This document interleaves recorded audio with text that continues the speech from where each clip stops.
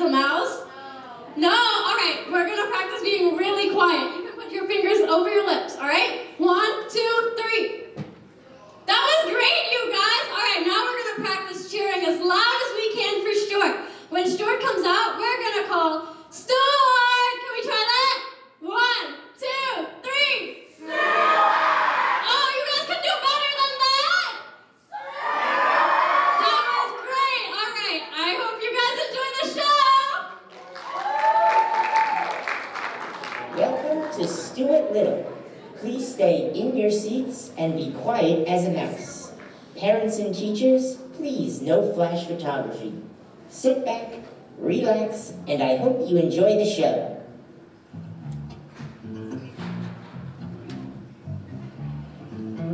Good evening!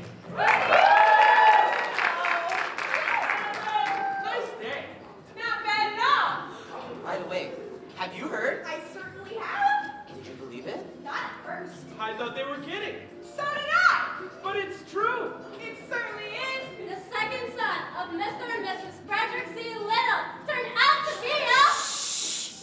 Maybe they haven't heard. Perhaps you're right. Have you heard? If you've heard, raise your hands. Ooh, some have. Ooh, some haven't. Maybe we should tell them. I agree. Go right ahead. You tell them. No, you can tell them. Why don't you tell them? Wait, I've got an idea. Why don't we all just tell them?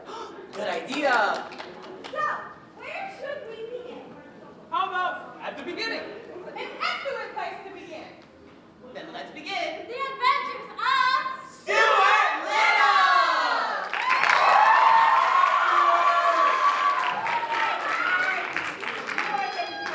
I'm delighted to be the second son of Mr. and Mrs. Petrick C. Little. And I'm George, their first son. Did you notice, dear? Our new baby is not much bigger than a... He has the sharp nose and the long tail of a... As well as the pleasant and shy manner of a... I do believe our new son is a... mouse. And I'm delighted with Stuart, though it is very unusual for American family to have a mouse, especially in New York. Temperature? 98.6 normal for mouse. Chest and heart? Sound as a dollar. Maybe sounder. Eyes, ears, nose, and throat? Check, and check. He's in excellent condition. You have a fine son there, Mr. and Mrs. Little. Feed him up.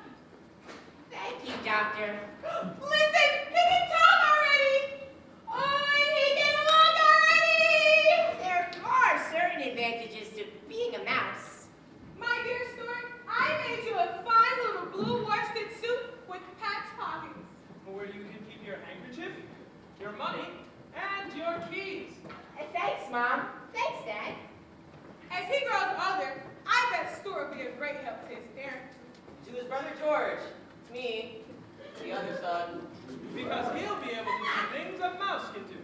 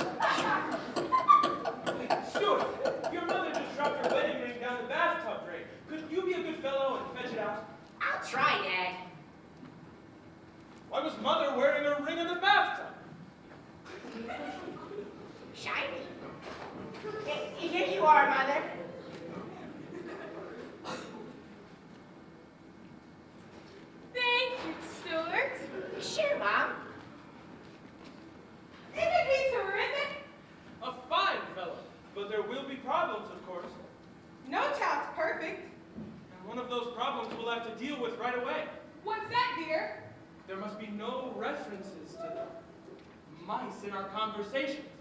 Ooh, I know. Dear, what are you doing with that songbook? I'm getting rid of a song. What song? 3 blind mice, see how they run. Oh, good idea. We don't want our son to grow up fearing that a farmer's wife is going to cut off his tail with a carving knife. And I guess we'd better do something about this, too. 'Twas the night before Christmas, when all through the house, Not a creature was stirring, not even a... We can't say mouse. How about louse? 'Twas the night before Christmas, when all through the house, Not a creature was stirring, not even a louse. I do believe that's a good substitute. Then I'll just rub out mouse and change it to louse. You know the thing that worries me the most? What's that, my love? That mouse hole over there. Stuart does look a good deal like a mouse, and I haven't seen a mouse yet that didn't like to go into a hole. There will be problems. No child's perfect. The home of the little family was a pleasant place. In the mornings, the sun streamed in through the east window. Stuart was always an early riser. He was almost always the first one up in the morning. It's nice to have the place all to oneself in the morning. You don't have the place all to yourself, bub. Oh, hello, Snowbell. You're up early, aren't you? I thought I'd come down for a bit of exercise and brush my teeth. Your teeth aren't big enough to brush. You want to see a good set? Look at mine. Very nice, but mine are all right too, though, even though they're small. And I bet with all the exercise I do, my stomach muscles are firmer than yours. I bet they're not. See the window shade in the next room with the pull-corded ring? What of it? I'll bet I can leap up, grab the ring, and chin myself 3 times. Try it. Okay. Here goes. Whee! I got the ring, and now I'll chin myself. 1, 2, 3. Oh, holy mackerel. He just rolled himself up inside that window shade. Ow, buddy, ow. I guess that'll teach him to show off his muscles. My. This place needs tidying up. I'll take this and put it next to the mouse hole.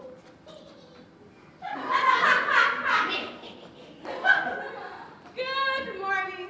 Are you up yet, Stuart? Stuart! Oh no! It's happened! Oh! Stuart's gone into the mouse hole! My poor dear little son! I know he'll get wedged in there somewhere! No, Mother, just because you can't travel comfortably inside a mouse hole doesn't mean that it isn't a perfectly suitable place for Stuart. Let's call for Stuart! It's quite possible that he lost his way in there! Very well. I'll count to 3. Then we will all call and keep perfectly quiet for 3 seconds, listening for the answer. 1, 2, 3. Stuart! Look in the window shade. It's no use! Stay calm, Mother. I have an idea. What are we going to do?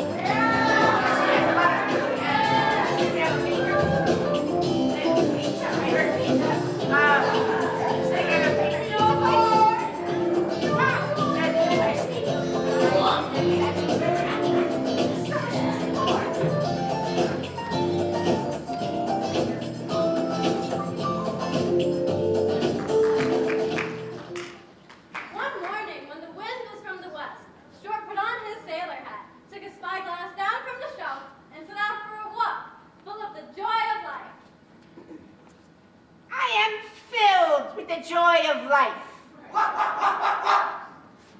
I am also filled with the fear of dogs. With a rolling gait, Stuart sauntered along Fifth Avenue, keeping a sharp lookout for dogs. Oh no! A dog!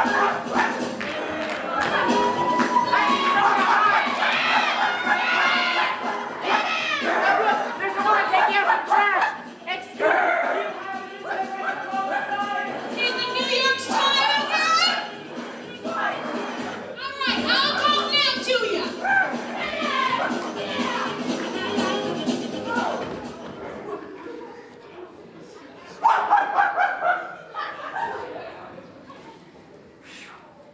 That was close! Jeepers!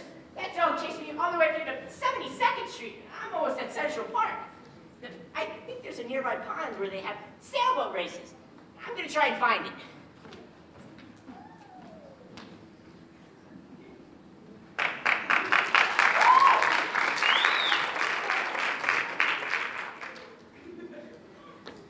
The Lily and Bee Warm Round is the fastest boat in all of Central Park, and I, Captain Leroy, have never been defeated. Hey, I think it's gonna be a boat race. Me too. Let's go watch it. Come on. Hey, wait for me! Excuse me, sir, are you the owner of that ship? I am. She's called the Wasp.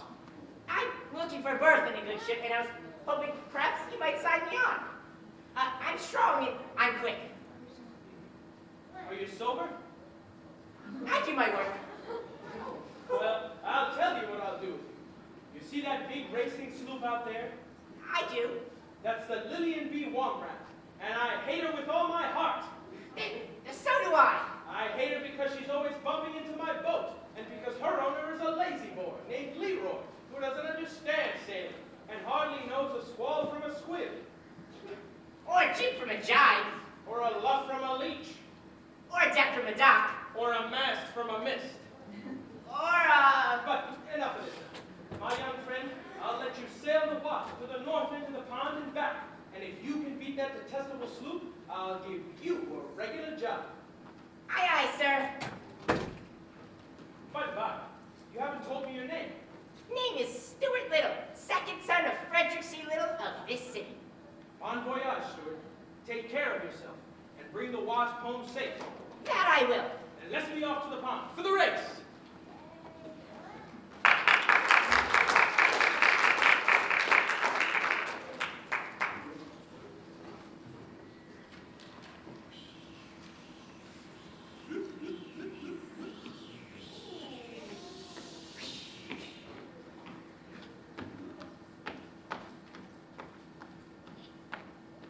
Okay, my boat's in the water up at the starting point.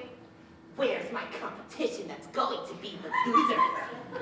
Right here, though perhaps not the loser. My boat too is at the starting line. Then what are we waiting for? Stuart, are you ready? Ready, sir. Is it Lily and Bee Womrat ready? Sure, I'm ready. Let's go. Okay, to the north of the pond and back again. Can you guys start the race with me? On your mark, get set, go!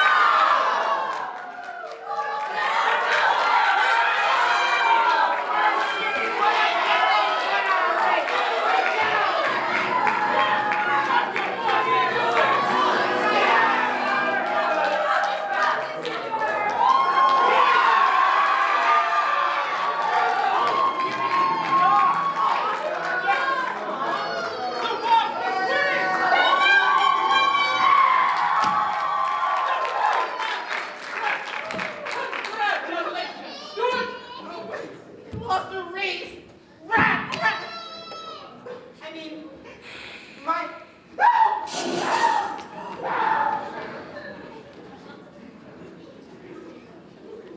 Great work, Stuart. To what do you attribute your victory, my young friend? I credit a good wind, a good shooter, and good fortune. Well, I credit a good captain aboard.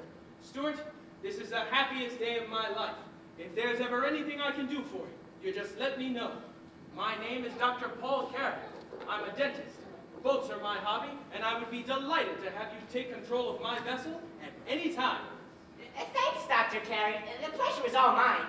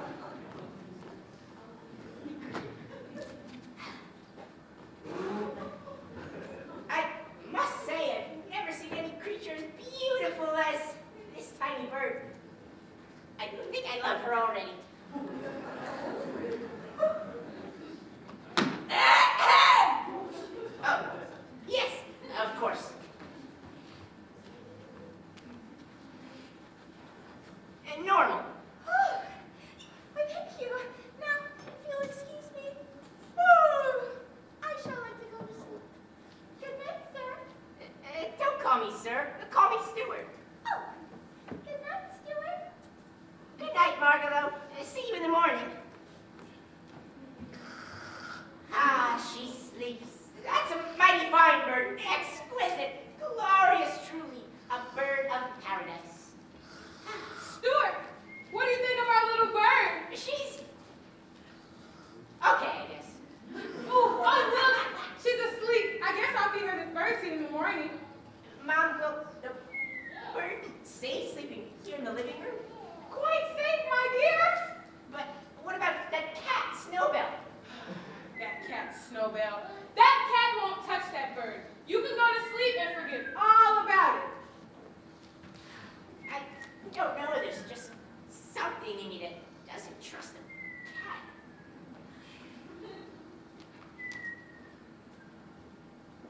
Do you guys trust that cat, Snowbell? No. Stuart didn't either. He knew he had to do something to protect this little bird, Margalo. So he went back to his room to look for something to arm himself with. He found his bow and arrow, and it was dark, so he needed a flashlight. Then he tiptoed back down to where Margalo was sleeping. Do you think Stuart's gonna save Margalo? Yes. There he comes now.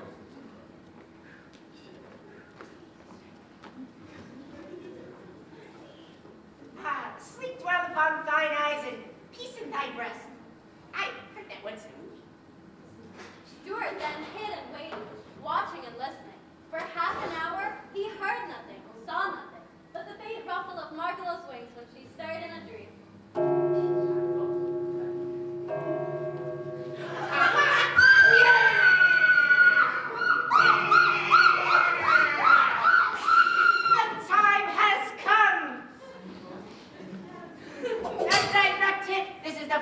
thing I've ever done. Now,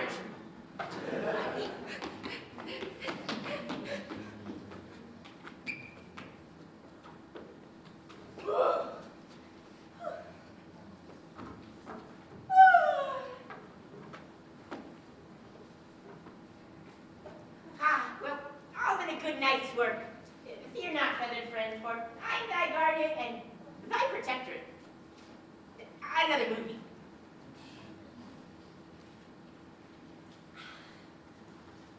I like it so well here at the little house. I think I shall stay here a while before returning to the open country. Morning, Margalo. You're looking better today. Stuart, look at these neat ice skates Mother made for you. She made them out of paper clips. Paper clips. What an imaginative family. Oh, I do like it here. What a day! New ice skates and Margalo is staying. She grows more beautiful each day. I hope she never leaves. Thanks, Mom. These ice skates are terrific.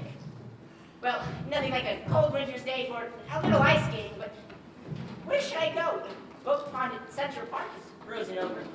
Or I could go to that nice little lake. Oh no, another dog!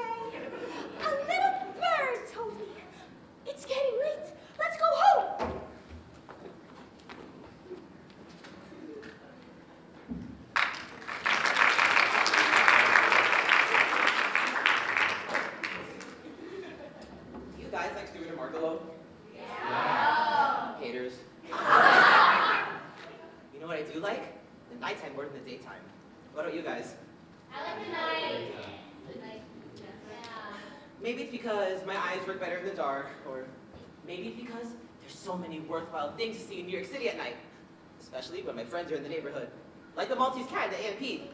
Evening, Maltese! How's it by, Snowbell? Yeah, can't complain. Then we have the white Persian in the apartment house next door. Nice night in bed? Indeed! I love the smell of the spring in the city! Ooh, same here. I just got a whiff of Malarkey's Fish Market myself. And we can't forget the tiger cat in the basement of the library. What you reading tonight, Ty? Oi! Just them poems by T.S. Eliot! And finally, the Angora who recently escaped from the pet store on 3rd Avenue. Hey, Angie. What brings you to the neighborhood? A rumor, my friend, a rumor. A rumor? I hear you live in a house with a mouse and a bird, and you don't do anything about it, if you get my drift. I get your drift, but what can I do about it? The mouse is a member of the family, and the bird is a permanent guest, like myself. All I can say is you've got more self-control than I have. To tell you the truth, I have been terribly anxious and upset lately, and I think it's because I've been holding things in. Look at these two carrying on this time of night. Can a poor pigeon get a wink of sleep? I better stay awake. I feel safer that way. If I were you, I'd gobble up that bird in a second. I can't do that to my own family. Mine, this sounds like an interesting conversation. I better stick around to see if I learn anything. Look, I admit a cat has a duty toward his own people, but that bird is no more a part of your family than I am, even less so. I guess you're right. Of course I am. And if you don't do something about that bird, I will. Okay. Later tonight, Mr. and Mrs. Little will be out. That's when I'll strike. Boy. And if that bird somehow manages to escape, I'll follow her all the way to Timbuktu. Or even Connecticut if I have to. Thanks for your help, Auntie.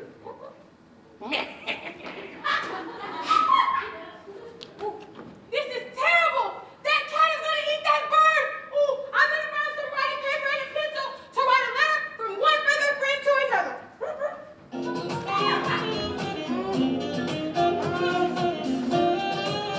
How do you start a letter? Dear Margalo.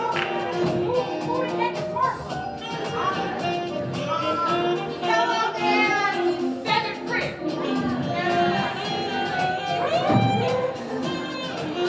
I was just sleeping when these two annoying cats, they're kind of cats, they broke me up out of my sleep, saying they were going to eat you up when your family goes out.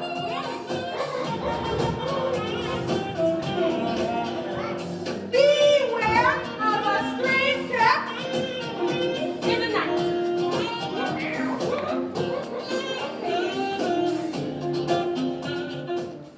Signed, a well-wisher.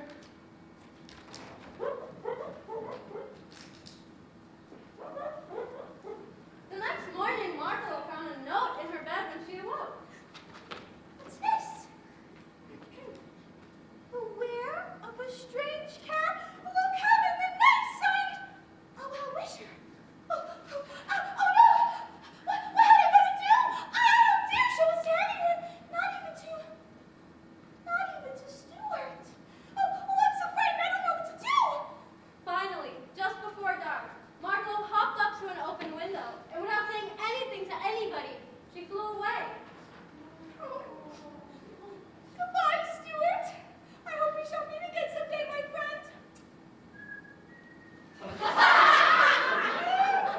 It was springtime, and Margalo flew north just as fast as she could. Something inside Margalo told her that north was the way for a bird to fly when spring comes to the land. She's gone. She's gone. I've looked everywhere and she's not here. Did she leave because of me? Did she even say goodbye? I'm heartbroken. I can't eat. I can't sleep. I must go out into the world and look for Margalo. And while I'm about it, I might as well seek my fortune too. The road may be long, but even a journey of 1,000 miles begins with a single step. Another movie, I believe. And so, Stuart Little began to contemplate his new adventure. Before daybreak, he got out his biggest handkerchief, and in it, he placed his money, his soap, his comb and brush, and his clean underwear. Then he put his compass into his pocket. I ought to take something along to remember my mother by. Oh, a hair from her comb. That should do it. He rolled everything into a bundle and tied it to the end of a matchstick. Then, Stuart stole softly out of the house. Goodbye, beautiful home. I wonder if I'll ever see you again. The world is a big place to look for a lost bird. Which way should I go? North? South? East? Or west? I need advice on such an important matter. Stuart, this is the happiest day of my life. Can I do anything for you? Let me know. Dr. Carey, that's who I can turn to. Madison Avenue and 53rd.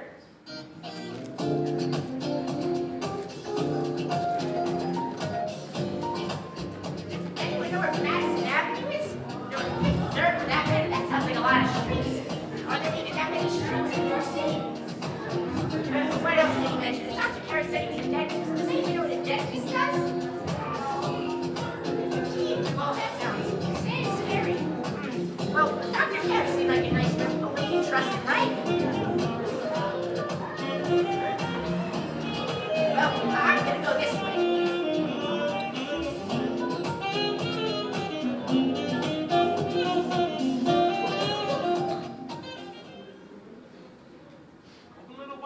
Clydesdale. I need to put some more gauze in there. A little wider.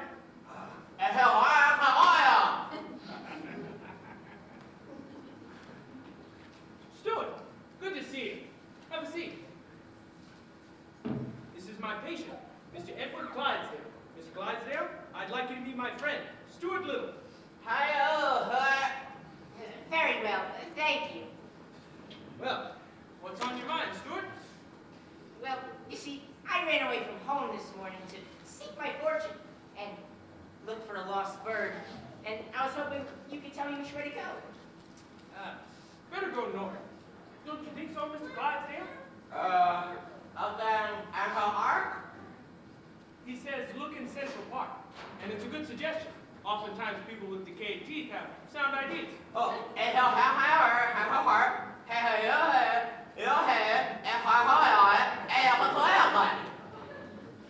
What say, Mr. Clydesdale? He says if you can't locate the bird in Central Park, take a New York, New Haven, and Hartford Railway, and look at Connecticut. Oh!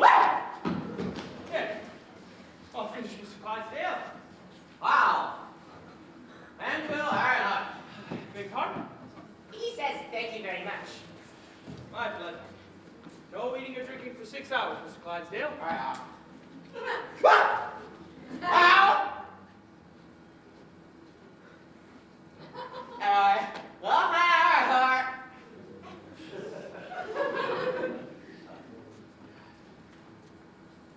Tell me, Stuart, are you traveling on foot?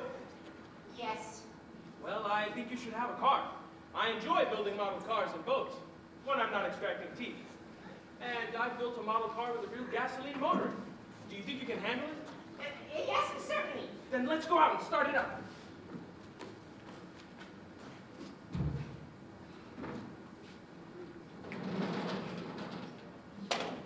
That afternoon, Dr. Perry showed Stuart how to drive the car. Stuart slept at the doctor's apartment that night and started early the next morning to avoid traffic. He drove through Central Park to 110th Street, then over to West Side Highway, then north to Sawmill Parkway. He continued in the direction of Connecticut until he saw a man seated in Dodge by the side of the road. This car runs beautifully. He appears to be having trouble. Excuse me, sir. You're worried about something, aren't you? Yes, I am. Can I help? It's an impossible situation. You see, I'm the superintendent of schools in this area. That's a bad situation, but not impossible. I've always got problems that I can't solve. For instance, one of my teachers is sick. Miss Gunderson, her name is. She teaches school number 7, and now I need a substitute for her. What's wrong with her? I don't know. The doctor says she has rhinestones. What if I took Miss Gunderson's place for the day? If you'd like. Really? Certainly. Glad to. Thank you very much. School number 7, 9 o'clock sharp. Oh, by the way, have you seen a bird around here recently? I see birds every day. One in particular stood out.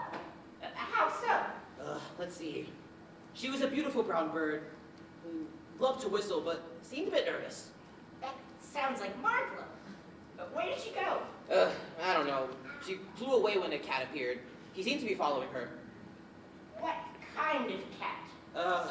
White, seemed a bit cocky, arched eyebrows.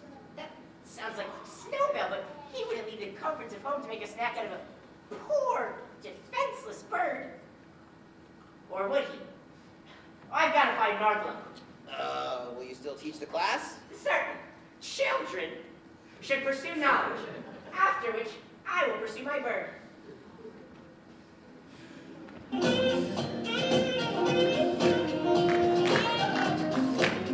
Seems like a hard job. I've never done that before. Well, let's see what I do. Well, I don't know what I can make you do.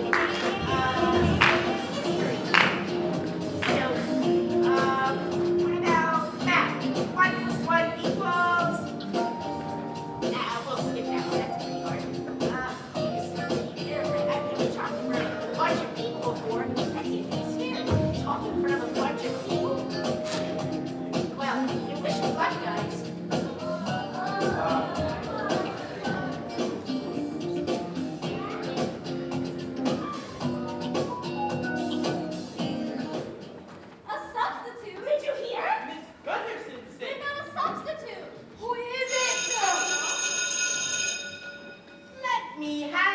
attention, please.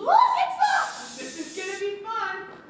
Let me have your attention, please. As you know, Miss Gunderson is out sick today, and I will be taking her place. What's wrong with her? Vitamin trouble. She took vitamin D when she needed A and vitamin C when she needed B. You can all sit down now. Well, what's the first subject you usually take up in the morning? Arithmetic. Bother arithmetic. Let's skip it. Yay! Oh, what comes next? Right! Goodness! Don't you kids know how to write yet? Certainly we do. So much for writing then. Yay! Social studies comes next. Social studies? Never heard of them. Woo! I'm sorry I'm late, sir. My mother had to drive me to school today. My father wasn't feeling well. He's the school superintendent. Yes, I noticed the resemblance, and it will not mark you tardy. Thank you, sir. Now, as I was about to say, instead of taking up any sort of special subject, let's just talk about something. Can we talk about how it feels to hold a snake in your hand? We could, but I'd rather not. Could we talk about sin and vice? Nope, try again. Oh, can we talk about the fat lady at the circus who has hair all over her chin? No. I'll tell you what. Let's talk about the king of the world. There isn't any king of the world. What's the diff? There ought to be. Kings are old-fashioned. Okay then, what about chairman of the world? No, the world gets with a lot of problems because it has no chairman. I would like to be the chairman of the world myself. You're too small.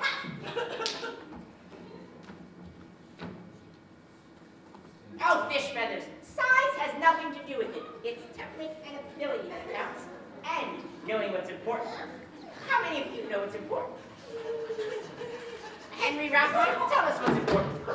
A shaft of sunlight at the end of a dark afternoon, or a note of music, or the way the back of a baby's neck smells when its mother keeps it tidy. Very good, but he's forgetting one thing. Mary Bendix, what's he forgetting? He forgot ice cream with chocolate sauce on it. Yes, ice cream is important. Very important. Well, now that I'm chairman, we have to have some laws. Does anyone have any ideas for a good law? Nix on swiping anything. Nix on swiping anything. Very good law. Absolutely no being mean. When I'm chairman, anyone who's mean to anybody else is going to catch it. Yeah! But some people are just naturally mean. I'm not saying it'll work, but it's still a good law to have.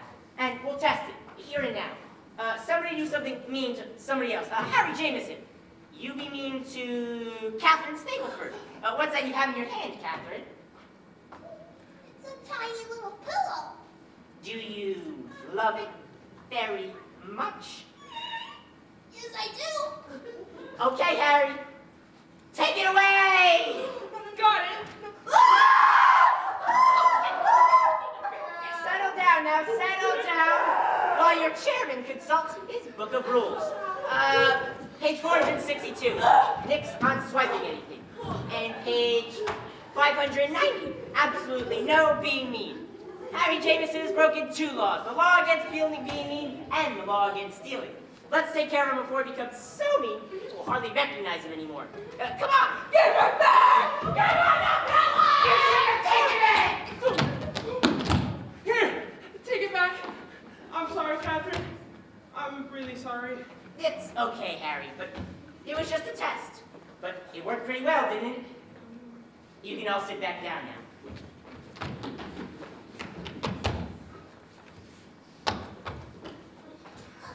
Thank you for giving my pillow back, Mr. Chairman. It was a present for me. I suppose it was given to you by a boy you met last summer at Camp Hopticon? Yes, it was. Summer times are wonderful, aren't they, Katherine? Yes, they are. Summertime is like a shaft of sunlight. Or a note of music. Or the way the back of a baby's neck smells if his mother keeps it tight.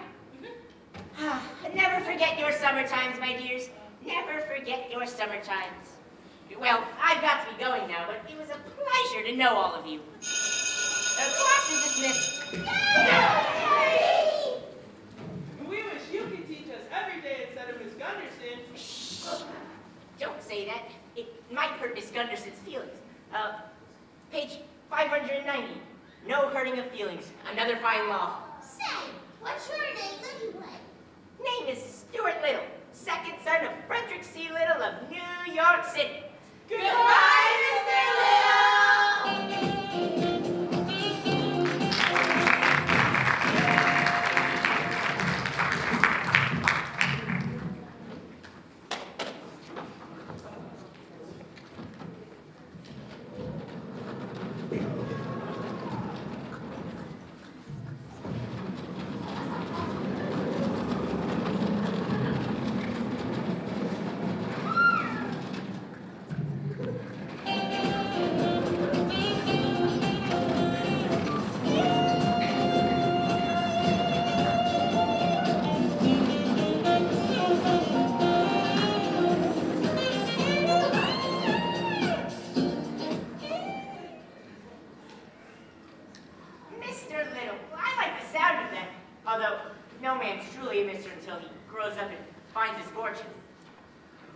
Friend in the world, Margalo. I've got to find her. Appears to be a fork in the road. Which way should I go? Excuse me, sir. It looks like it's going to be a fine day. Oh, yes, a fine day. I'm looking forward to climbing my poles. Do you work for the telephone company? Repairman. Say, do you ever see any birds on the top of your poles? All the time. I just saw one a few minutes ago. Was she brown and nervous? Yes, but she flew away to the north. Why did she leave? She was being chased by a cat. A white cat? Arched eyebrows? The very same. It was also very cocky. I believe the bird said, "Oh no, it's Snowball." Snowbell. Oh. So that means she didn't leave because of me. She was trying to get away from Snowbell. Where's the cat now? I heard him say he was going to take a nap by those trees there, then resume the chase. Say, how do you know what a cat is saying? Or a bird, for that matter. Oh, the same way I know what a mouse is saying. Oh. I'm very in tune with nature. Say, do you ever do any repairs in New York City? All the time. Would you be willing to take that bird back to his home? Why should I? Well, you see, I'm sure his family misses him very much. They already lost me, a mouse, Margalo, a bird, and now Snowbell, a cat.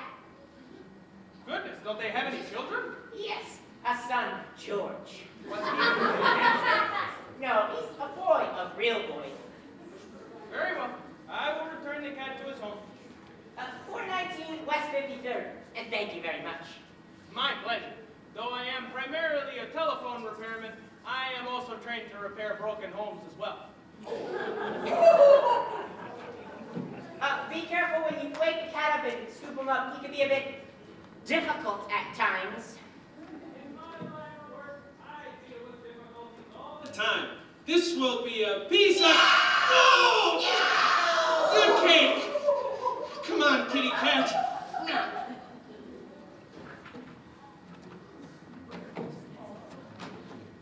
Well, it's time to get started. There's the road that leads towards the north, and somehow I feel I'm headed in the right direction. I'm coming, Margalo. I'm coming!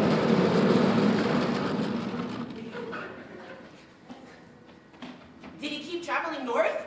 Did he ever find his beloved Margalo? Did he ever return to his home and his family? Nobody knows, for this is where the story ends. But it's also where our imagination begins. Perhaps each of us can supply the ending to the story of one remarkable little mouse.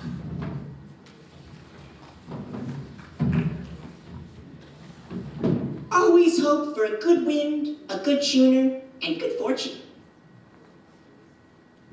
Size has nothing to do with it. It's temperament and ability that counts. Ice cream is important. Very important. Never forget your summer times, my dears. Never forget your summer times.